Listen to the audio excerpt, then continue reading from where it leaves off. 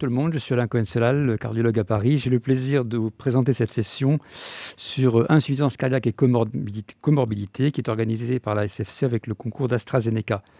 Vous savez que les comorbidités sont très fréquentes dans l'insuffisance cardiaque, 30 à 50% des patients, notamment le diabète, et qu'il faut les prendre en charge. Et que donc ces problèmes vont être pris en charge par 4 orateurs. Et à la fin, tout au long des exposés, vous pourrez poser des questions dans votre chat. Premier orateur, le professeur Marie-France Serron de Besançon, qui va nous parler du parcours patient et du rôle du cardiologue. Bonjour à tous. Je remercie les organisateurs de m'avoir permis de vous parler du parcours de soins du patient insuffisant cardiaque. Voici mes conflits d'intérêts.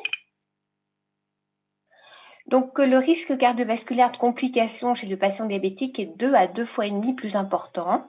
L'insuffisance cardiaque est la principale complication cardiovasculaire et de mortalité chez les patients diabétiques, et le risque d'insuffisance cardiaque va persister même après correction des risques cardiovasculaires.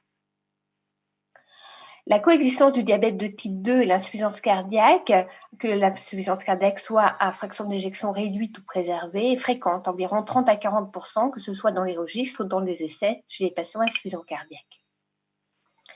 Quand on regarde les patients insuffisants cardiaques avec diabète, eh bien, le pronostic est plus mauvais, avec un plus grand risque d'hospitalisation et un plus haut risque de mortalité chez les patients diabétiques insuffisants cardiaques par rapport à ceux non diabétiques.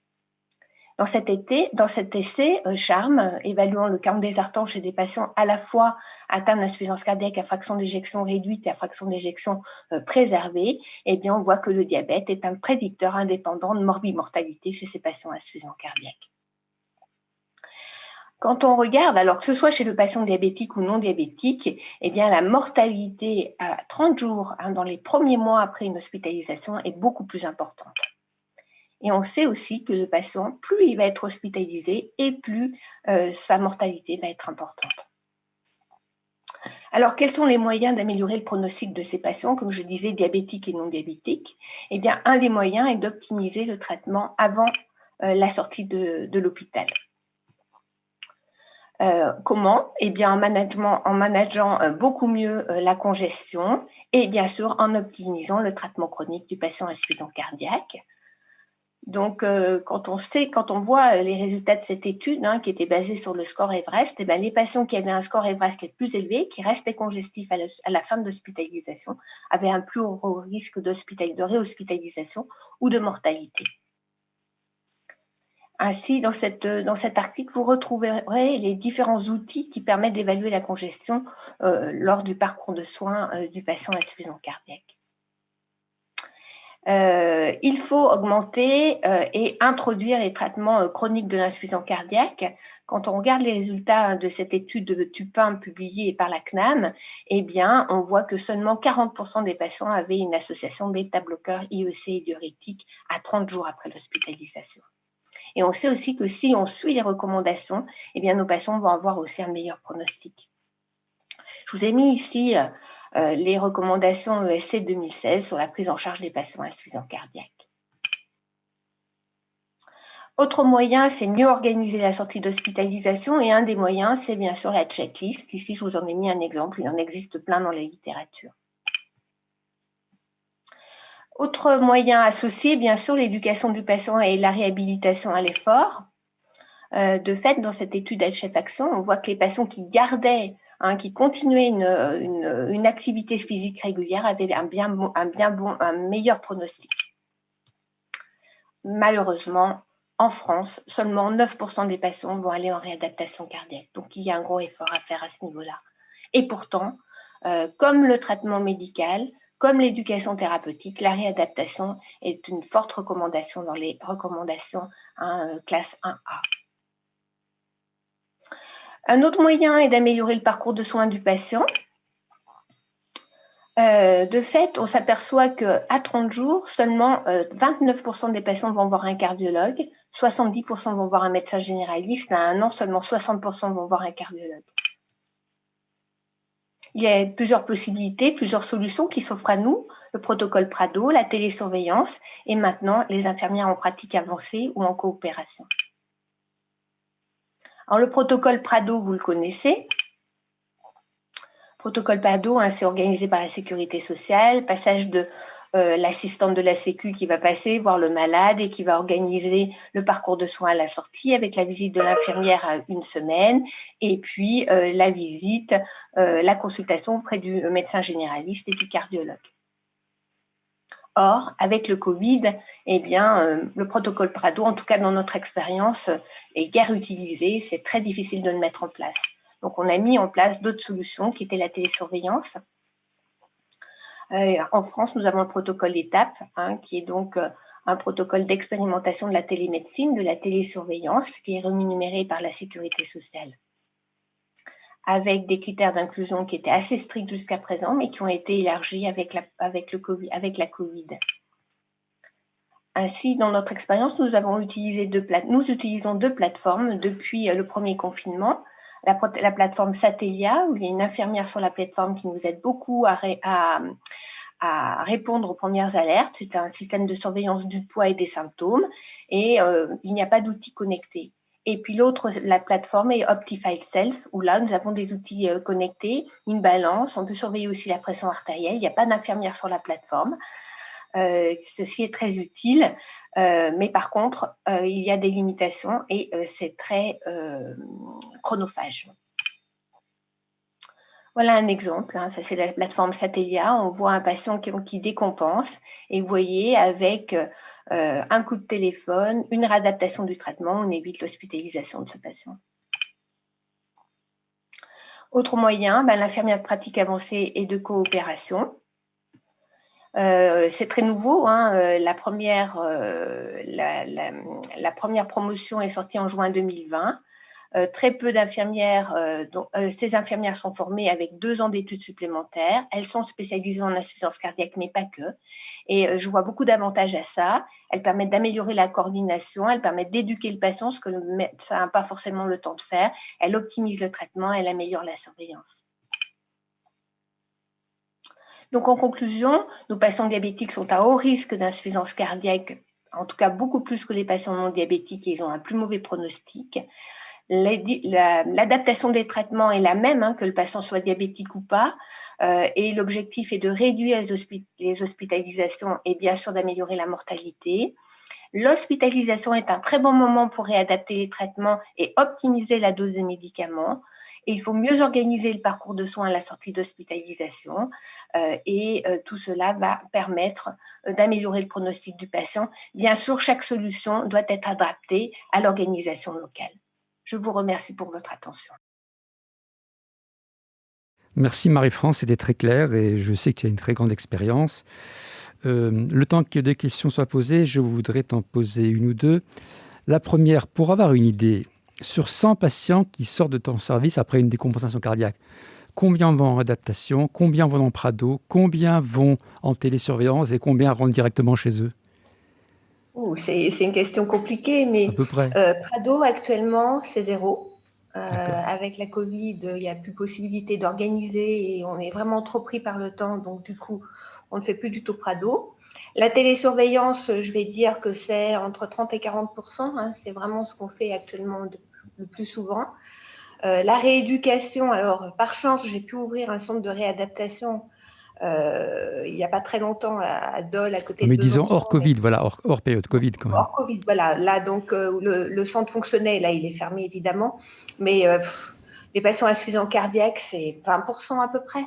Hein, et puis l'autre question, l'autre proposition, c'était la télésurveillance. La télésurveillance, oui, voilà, c'est à peu près 30 à 40% des patients. Je pense que c'est actuellement la solution la plus. Les autres orateurs, vous pouvez poser des questions si vous le souhaitez. J'en ai une autre. La réadaptation, vous la faites pour quelle que soit la FEVG ou uniquement en cas de FEVG basse? Quelle que soit la FEVG. D'accord. Quelle que soit la FEVG. D'accord. Je ne sais pas si vous avez d'autres questions. En ce qui concerne la titration médicamenteuse, si un patient est sorti avec, par exemple, une insuffisance cardiaque de nouveau admise pour décompensation qui sort, vous le faites revenir après en hôpital de jour. Quand il n'est pas en réadaptation pour la titration médicamenteuse, vous faites comment? Oui, complètement. En fait, on s'est rendu compte que finalement les cardiologues étaient surbookés, qu'ils ne pouvaient pas revoir les patients rapidement après l'hospitalisation. Donc, on a ouvert une consultation post-hospitalisation dans les 15 jours. Donc, on revoit nos patients pour adapter les traitements. Sinon, les traitements ne sont pas optimisés. Oui, c'est un peu ce qu'on fait, je crois. Je crois que c'est une très bonne chose. Bah, écoute, merci Marie-France pour cet exposé et puis tes réponses. J'ai le plaisir d'inviter maintenant le professeur Erwan Donald de Rennes, qui va nous parler de la place des inhibiteurs SGLT2 dans le traitement de l'insuffisance cardiaque. Erwan, c'est à toi. Bonjour et merci de me donner l'opportunité de parler aujourd'hui lors de ce symposium AstraZeneca. Je vais donc vous parler d'insuffisance cardiaque et du traitement des nouveautés après le topo que vous venez de voir. Vous avez bien compris que l'insuffisance cardiaque reste un enjeu de santé publique majeur. Et si on prend l'exemple ici sous cette diapositive de la Norvège, qui est plutôt en avance sur nous, eh bien on s'aperçoit que certes, l'incidence de l'insuffisance cardiaque peut diminuer quelque peu, mais finalement, le taux d'hospitalisation et la récurrence de ces hospitalisations augmentent ou au moins stagnent selon la frange d'âge que vous considérez. Donc, l'insuffisance cardiaque continue à coûter beaucoup d'argent à la société, continue à remplir nos services de cardiologie, et donc c'est un enjeu pour nous. Un autre enjeu qui est important, c'est le diabète. Le diabète, finalement, nous, en cardiologie, on ne s'y intéressait pas nécessairement beaucoup. Et pourtant, quand on reprend les études épidémiologiques, on s'aperçoit que la première manifestation cardiovasculaire d'un diabétique n'est pas l'infarctus du myocarde ou le syndrome coronarien aigu, mais c'est bien l'insuffisance cardiaque. Et que quand on reprend l'ensemble des études, on s'aperçoit que finalement, 20 à 25% des patients diabétiques vont développer de l'insuffisance cardiaque. Alors, elle ne sera pas forcément insuffisance cardiaque à fraction d'éjection altérée, mais quand même 20 à 25% d'insuffisance cardiaque dans le diabète. Et on s'aperçoit dans les études, dans différentes études, mais elles sont à peu près toutes les mêmes, que le fait d'être diabétique et insuffisant cardiaque va augmenter le risque d'hospitalisation de manière très significative. Et si on s'intéresse à la mortalité, vous voyez que la mortalité du patient insuffisant cardiaque diabétique est multipliée par 1,5. Il y a donc un intérêt, bien sûr, à être concerné par la prise en charge de nos patients insuffisants cardiaques, mais peut-être aussi de s'intéresser de plus près aux patients diabétiques. Alors, on a beaucoup de traitements dans le traitement de l'insuffisance cardiaque, on fait des choses très bien, mais vous voyez que malgré nos efforts, malgré les molécules, malgré les devices que nous avons à disposition, nous ne contrôlons pas tous les patients insuffisants cardiaques. Et là, nous avons l'opportunité d'avoir un nouveau médicament, d'abord développé dans le diabète, et qui arrive maintenant dans le traitement de l'insuffisance cardiaque, qui va avoir un effet de glycosurie et de natriurèse, comme vous le voyez sur le schéma ici, que je n'ai pas le temps de détailler sur tous ces aspects pléiotropes, mais c'est intéressant de noter cette glycosurie qui est accompagnée d'une natriurèse.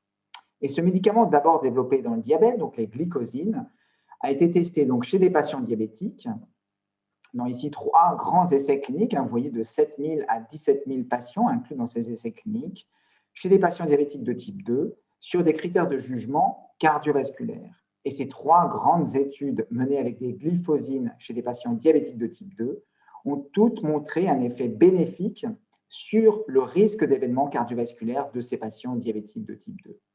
De là l'idée que peut-être ces médicaments développés pour le diabète pourraient être aussi utiles pour traiter l'insuffisance cardiaque et pour prévenir les événements liés aux pathologies cardiovasculaires.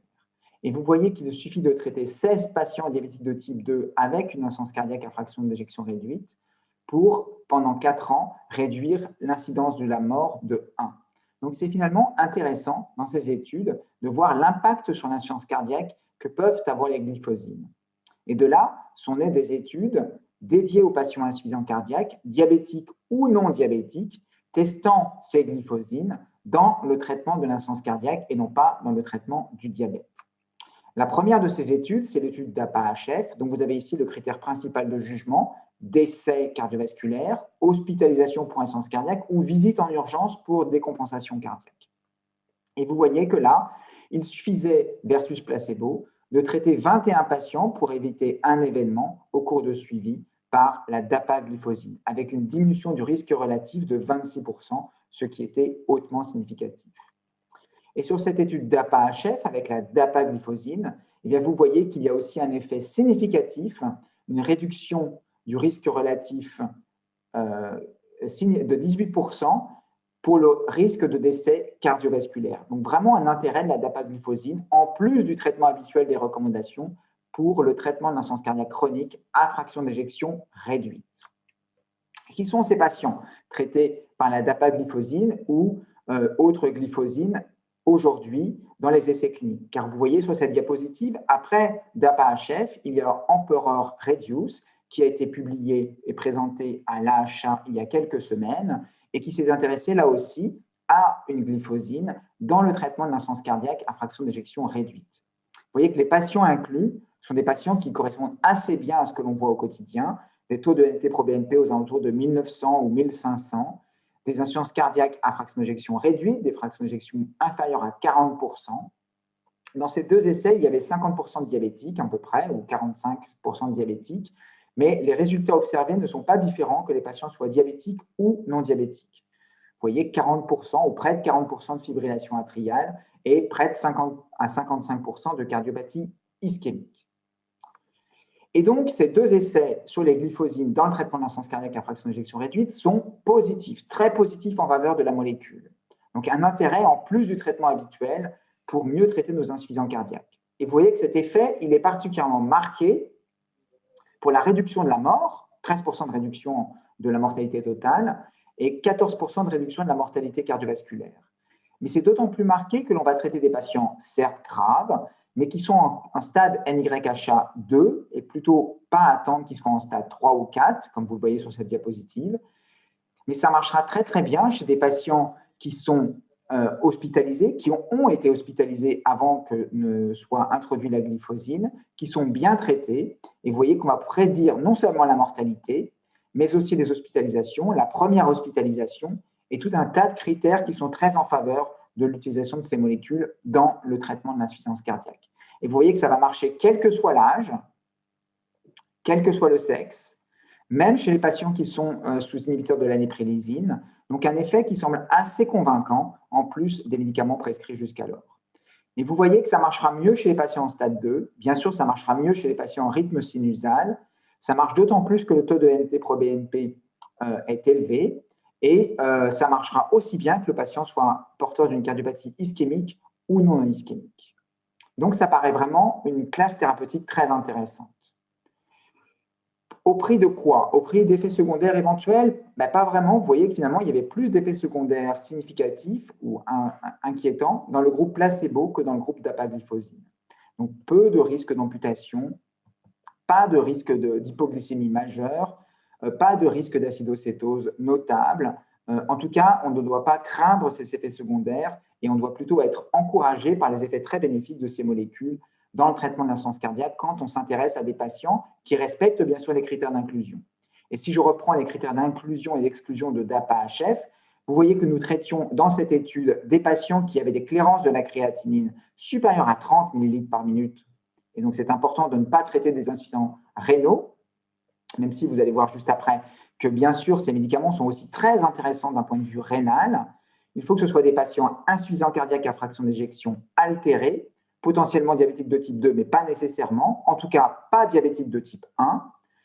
Il faut qu'ils soient stables d'un point de vue hémodynamique, il faut qu'ils n'aient pas une cardiopathie restrictive si possible, et il faut qu'ils soient bien traités par ailleurs avec des taux de NT-proBNP qui restent supérieurs à 600, ce qui est quand même quelque chose de très fréquent dans l'insuffisance cardiaque. Et donc, j'en arrive aux conclusions de ma présentation pour dire qu'on a encore du travail à faire pour mieux traiter nos insuffisants cardiaques systoliques. Vous avez ici les recommandations européennes qui vont sans doute évoluer dans les années à venir et qui vont sans doute intégrer les glyphosines. Donc, il y a besoin de nouveaux guidelines et on en reparlera en fin de symposium d'ici quelques minutes.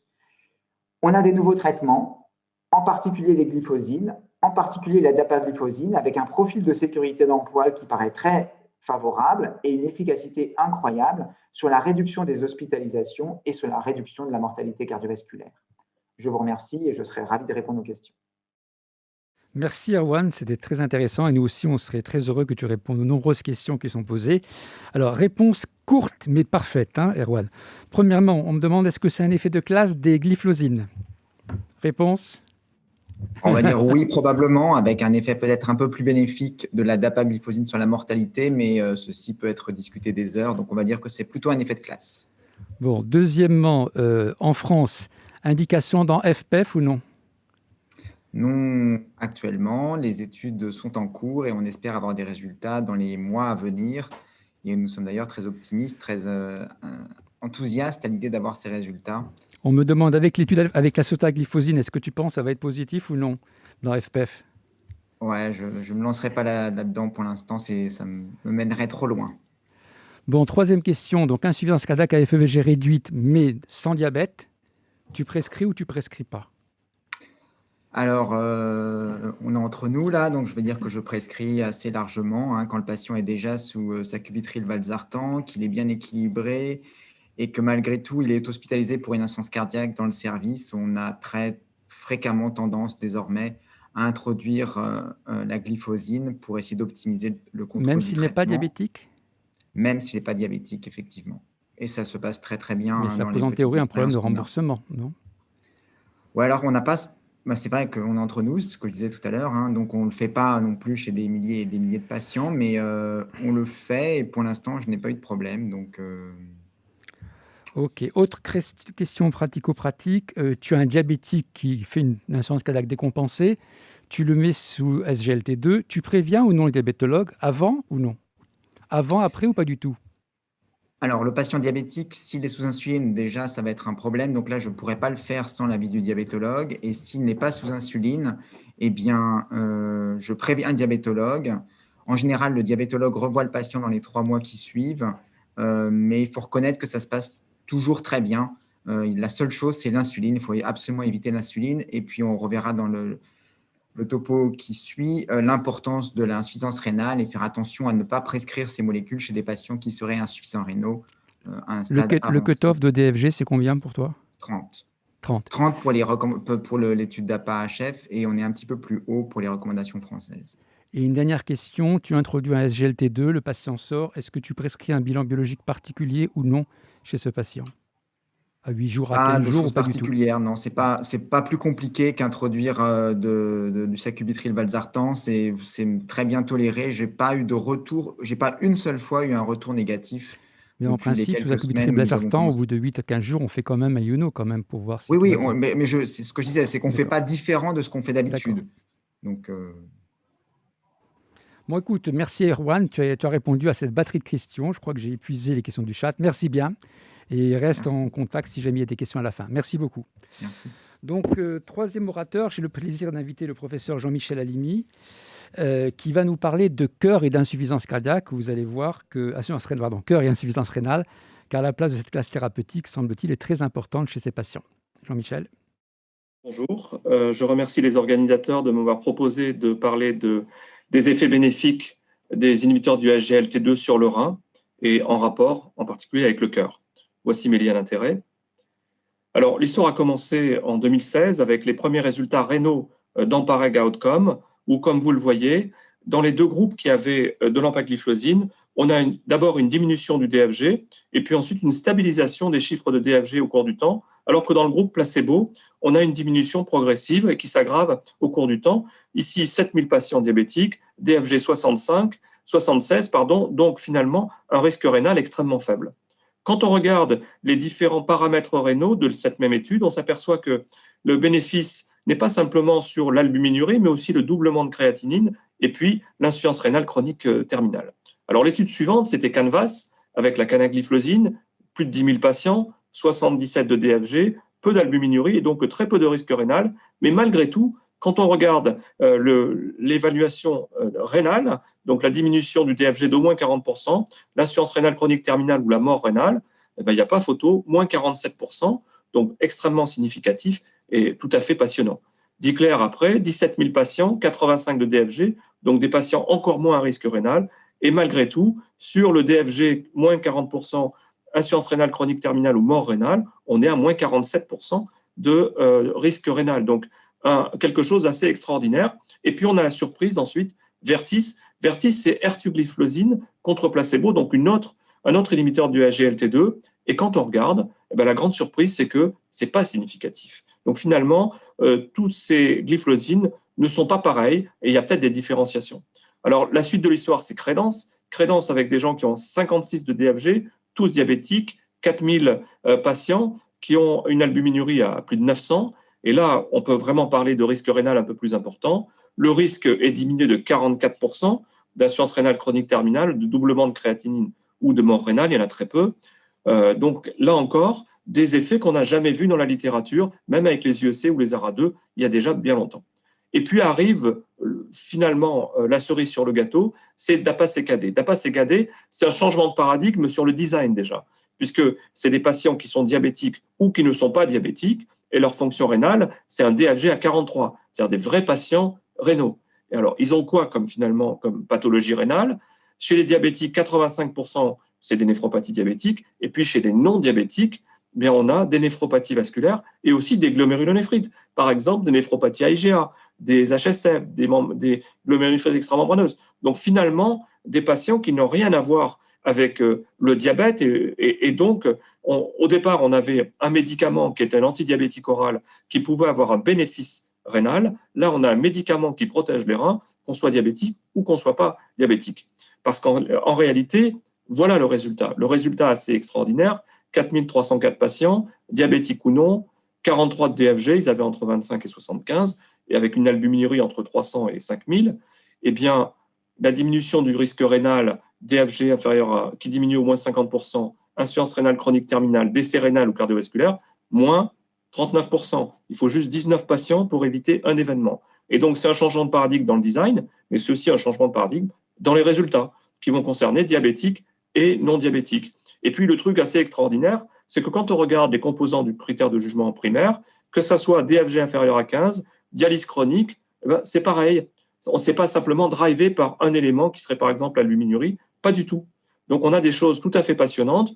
Alors, c'est vrai chez les gens qui ont un DFG inférieur à 45 ou supérieur à 45, diabétique ou non diabétique, albuminurique plus d'1 gramme ou moins d'1 gramme, les résultats sont les mêmes.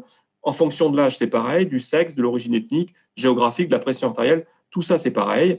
Et puis là encore, une autre cerise sur le gâteau, l'effet sur dialyse et greffe, moins 34% significatif, sur le décès, moins 31% significatif, et sur l'hospitalisation pour insuffisance cardiaque ou décès cardiovasculaire, moins 39%, et c'est aussi significatif. L'élément intéressant, après CKD, pratiquement au même moment, paraît dans le Lancet cette méta-analyse de Emperor-Reduce et DAPA-HF, non pas pour s'intéresser aux effets cardiaques, mais aux effets rénaux. Et donc, sur le même critère de jugement, eh bien, on a aussi moins 38%. Donc, ce qu'on vient de raconter chez les patients insuffisants rénaux, ça reste vrai chez les insuffisants cardiaques. Donc, traiter les insuffisants cardiaques, eh bien, diminue le problème rénaux. C'est un élément très important. L'autre élément qu'on connaît, que le néphrologue connaisse depuis quelques années, c'est ce graphique. Ce graphique nous montre quoi? Ça, c'est une patiente diabétique de type 2 qui a une fonction rénale qui ne bouge pas trop, c'est la courbe jaune, et puis elle fait une insuffisance rénale aiguë, elle revient à sa ligne de base, et ensuite elle se casse la figure sur le plan rénal. Et puis, cet autre patient, il a une fonction rénale qui diminue gentiment, et puis qui s'aggrave à partir du moment où elle a un événement cardiovasculaire. Et donc, cet élément insuffisance rénale aiguë, c'est très important de savoir si les inhibiteurs du SGLT2 réduisent le risque, c'est le cas. Et donc, c'est tout à fait extraordinaire. On diminue le risque rénal, on diminue le risque cardiaque, et quand on diminue le risque cardiaque, on continue à diminuer le risque rénal.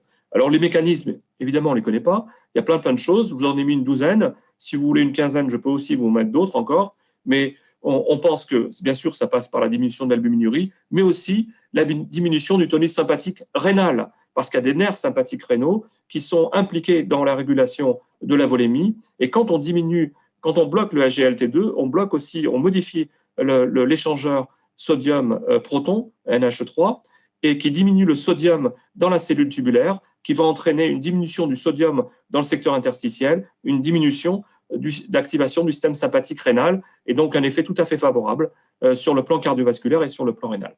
Et donc, in fine, et c'est ma dernière diapositive, on a un nouveau standard of care, à la fois pour les cardiologues et aussi pour les néphrologues. Les bénéfices du SGLT2, c'est plus de 88 400 patients dans des essais thérapeutiques randomisés. On diminue le risque d'insuffisance cardiaque, et ça, c'est un effet de classe. On diminue le risque rénal. On n'est pas sûr du tout que ce soit un effet de classe. C'est vrai pour la dapagliflozine diabétique et non diabétique. La CANA, l'AMPA aussi certainement. L'ERTU, on n'en sait rien. Le mécanisme, on ne sait pas trop, mais il y a probablement des éléments qui concernent la fibrose et les espèces radicalaires.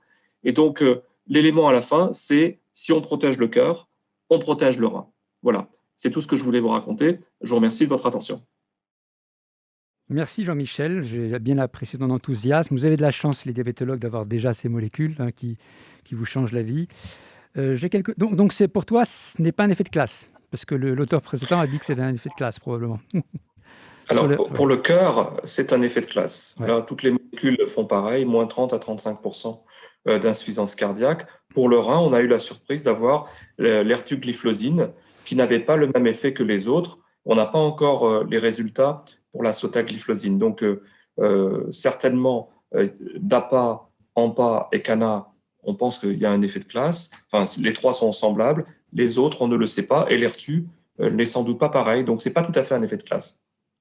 Alors, tu as dit que ça améliorait la fonction rénale à moyen et à long terme, mais en aigu, dans le premier mois, est-ce que tu peux avoir une aggravation transitoire ou une hyperkaliémie chez ces patients à l'instauration, et comment tu manages s'ils ont des anti-aldostérone?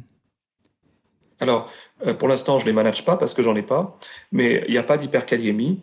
Nos confrères belges et nos confrères canadiens nous racontent qu'il n'y a pas de différence, il n'y a pas de précaution particulière à avoir, sauf peut-être réduire un peu la dose des diurétiques lorsqu'on institue le traitement au cours des premières semaines, et puis ensuite on remet la même dose qu'on avait antérieurement, et c'est tout. On ne s'attend pas chez ces patients à une baisse du DFG importante comme on pourrait l'avoir après un IEC ou un ARA2. Donc, c'est beaucoup plus safe à ce niveau-là. Beaucoup de vos patients diabétiques insuffisants rénaux ont une indication d'IEC, soit pour néphroprotection, soit pour atteinte vasculaire, soit bien sûr pour insuffisance cardiaque. Vous n'avez pas envie, en l'absence d'insuffisance cardiaque, d'introduire d'emblée cette classe thérapeutique avant les IEC? En fait, non, parce que toutes les études qui ont été parues depuis 2016 comportaient pour tous les patients un bloqueur du système rénine, IEC ou ARA2. Donc, en fait, c'est en plus de... et d'ailleurs, quand on regarde l'effet des IEC dans la littérature sur le plan rénal, c'était moins 16 à moins 18% de diminution du risque d'aller en dialyse. Avec ces médicaments-là, c'est moins 40%. Donc, il faut mettre d'abord l'IEC ou l'ARA2 et tout de suite après, rajouter ce qui est 2 fois l'effet d'un IEC ou d'un ARA2 en termes de protection rénale. On me demande qu'est-ce que tu penses des anti-aldostérones dans la néphroprotection après Fidelio?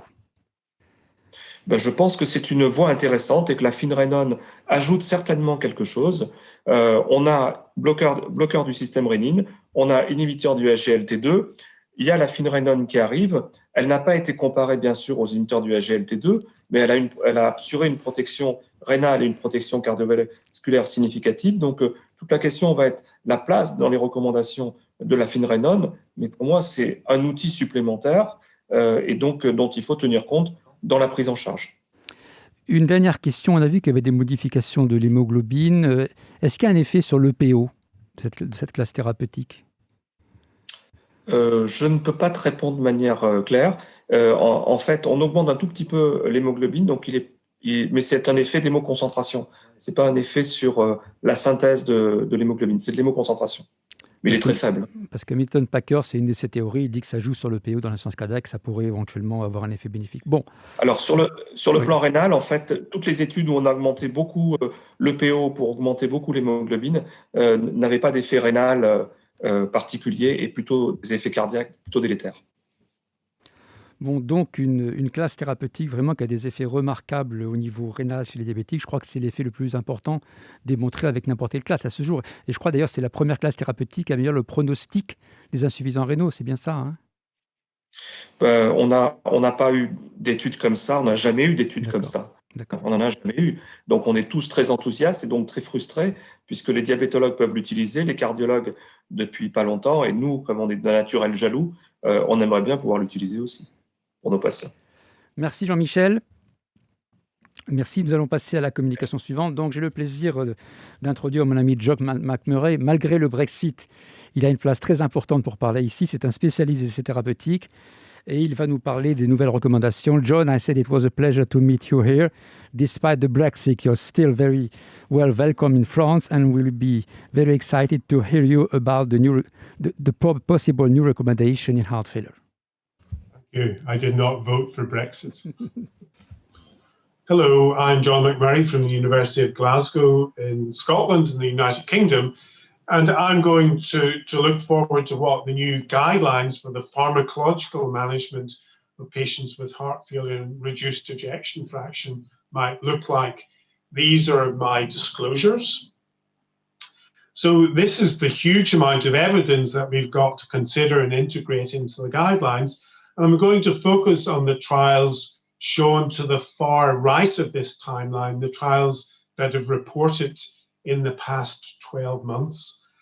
You've already heard about SGLT2 inhibitors. This is an updated meta-analysis, including the latest of the 3 trials with drugs of this type, a trial with sotagliflozin in patients who were hospitalized with worsening heart failure. And you can see this robust, overwhelming evidence supporting the use of these drugs in the majority of patients with heart failure and reduced ejection fraction.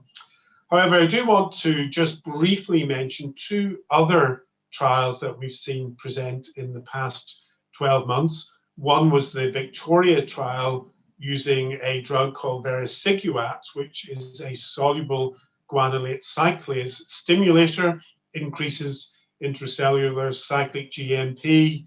That has a number of actions, including causing vasodilatation, and this drug also shares some of the mechanism of action of sacubitril valsartan.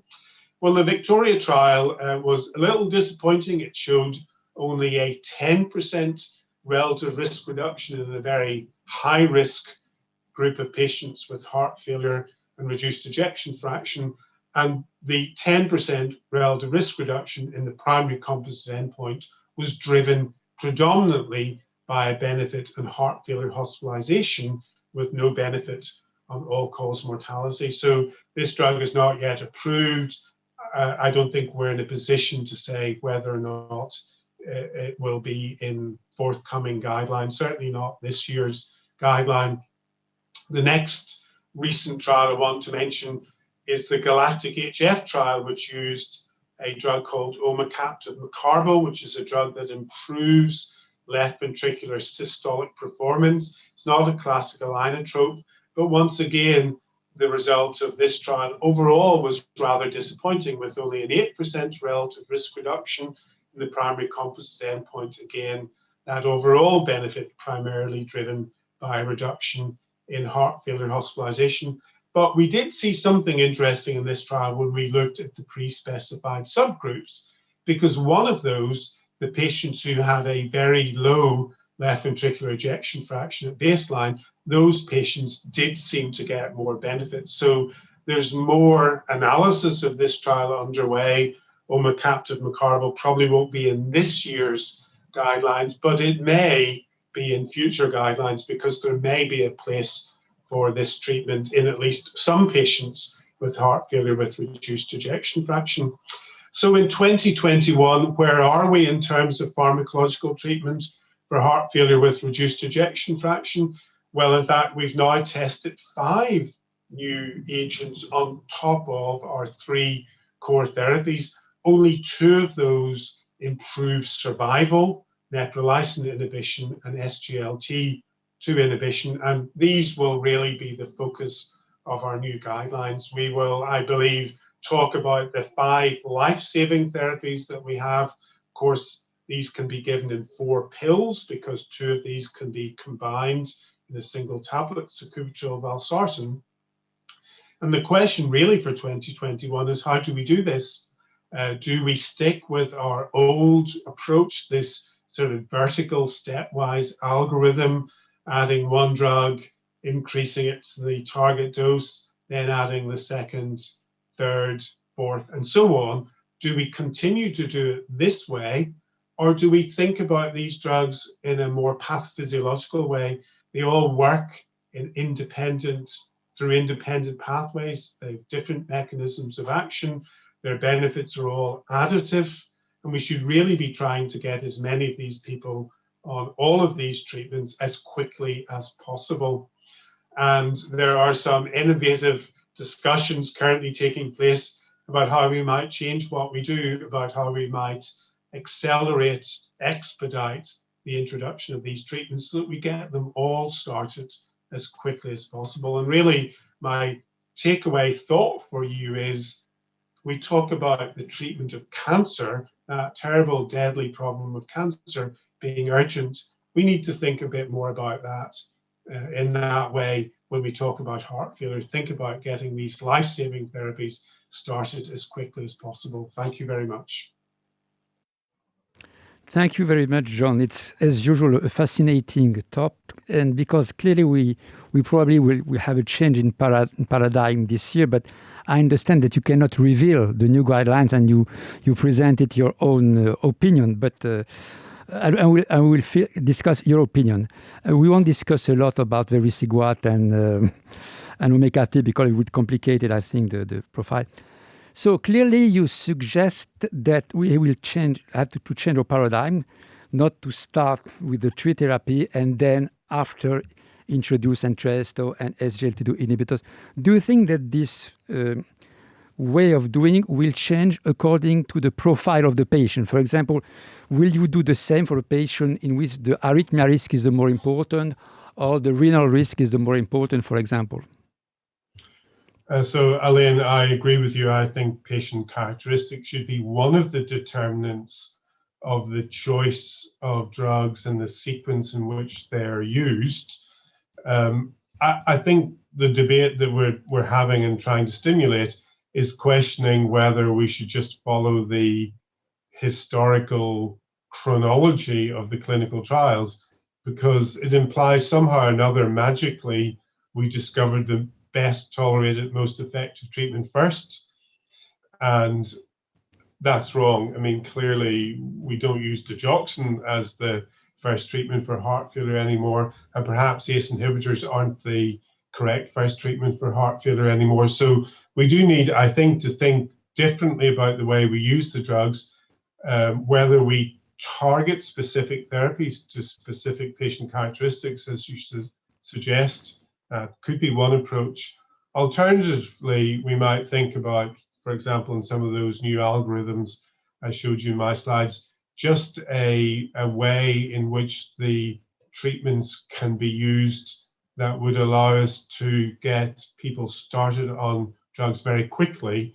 And obviously, one of the reasons why this discussion has started is because SGLT2 inhibitors are a single dose for everybody. There's no titration. Doesn't take time. You don't have to spend weeks or months getting people to the target dose. So it's just starting to think a little bit differently about what it is we're trying to achieve and how best to do that. There is also a drug you did not mention, but in acute decompensated heart failure, it has been shown recently that IV iron seems to be very effective. So in a patient coming for acute heart failure, for example, de novo with iron deficiency, will you use IV iron during the hospitalization phase? Yes, absolutely. And I always have done for many years, Elaine. I didn't include it because I was really talking about the chronic heart failure ambulatory patients. But certainly in an inpatient who has a low transferrin saturation and low ferritin, or very low ferritin just by itself, then I quite routinely give intravenous iron. Okay, I think a lot of people here are very interested by the accelerated approach, like in cancer.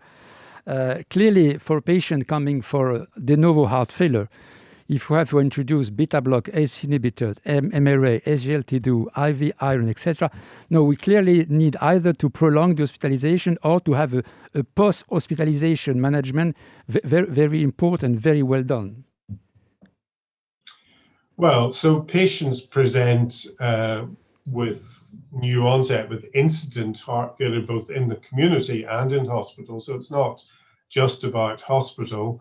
And I accept that in hospital, it may be difficult to get all of those treatments started immediately. I mean, our most accelerated algorithm, if you remember, was all 4 of the treatments in 4 weeks. And obviously, patients do not stay in hospital for 4 weeks.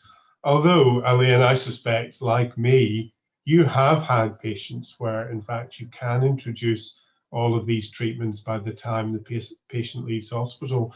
They may not all be titrated to the target dose, but you probably can start them. It's very easy to start an MRA and an SGLT2 inhibitor, virtually no effect on blood pressure.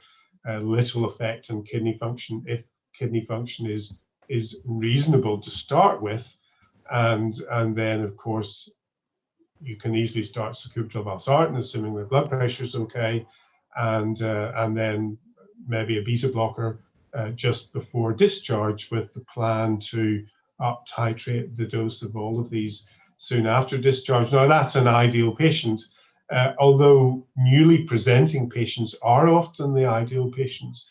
The patient presenting for the first time is often the patient who has a reasonably good blood pressure, who has reasonably good kidney function. Actually, the more difficult patient is the patient who's had chronic heart failure for some time, is already on some therapy, and then it's trying to switch or add in that patient. That can be more complicated because that is when hypotension, worsening renal function, etc., can be a problem. But for the completely newly diagnosed patient, actually, it's not that difficult in many cases to use multiple therapies pretty quickly. Thank you very much, John. It was very, very interesting. So, il est 2h30, il est 2h30, oui. Nous arrivons à la fin de cette session. Je pense qu'elle a été particulièrement intéressante avec 4 exposés remarquables, des questions particulièrement pertinentes. Et donc, je voudrais encore remercier les orateurs, la Société française de cardiologie et AstraZeneca. Très bon dimanche.